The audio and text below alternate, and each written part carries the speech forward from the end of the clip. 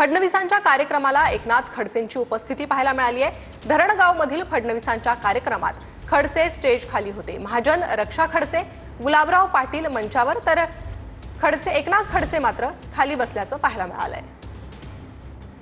ही दृश्य आपण पाहतोय कार्यक्रमावेळीची। फडणवीसांच्या कार्यक्रमाला खडसेंची हजेरी होती, मात्र ते व्यासपीठावर नव्हते।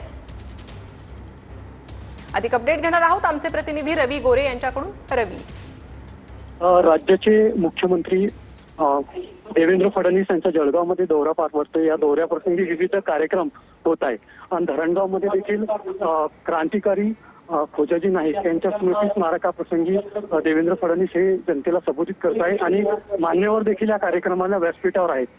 गुलाबराव पाटील आहेत, मंत्री गिरीश महाजन आहेत, रक्षा खडसे ह्या देखील व्यासपीठावर आहेत। मात्र या कार्यक्रमाप्रसंगी खडसेंना आमंत्रण असतानाही खडसे हे व्यासपीठाच्या खाली बसलेले आहेत, तर VIP कक्षामध्ये। त्यामुळे चर्चेचा विषय हा ठरतोय।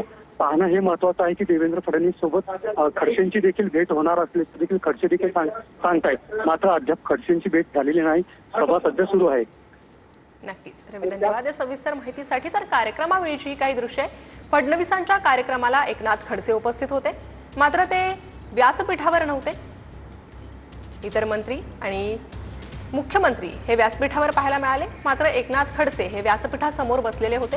मंत्री गुलाबराव पाटलांनंतर गिरीश महाजनांचा या कार्यक्रमात सत्कार करण्यात आला। या कार्यक्रमात मंत्र्यांची उपस्थिती पाहायला मिळाली, स्थानिक नेतेही होते। दरम्यान फडणवीसांच्या कार्यक्रमाला हजेरी लावल्यानंतरही एकनाथ खडसे मात्र मंचावर नव्हते, ते व्यासपीठासमोर बसलेले होते। ही दृश्य आता समोर येत आहे। दरम्यान भाजप प्रवेशासंदर्भातच एकनाथ खडसेंनी वक्तव्य केलं होतं। आपण या चर्चांना पूर्णविराम दिलाय, भाजप प्रवेशाला पूर्णविराम दिलाय असं त्यांनी म्हटलं होतं। दरम्यान यावरच चंद्रकांत पाटलांनीही उत्तर दिलं होतं। राजकारण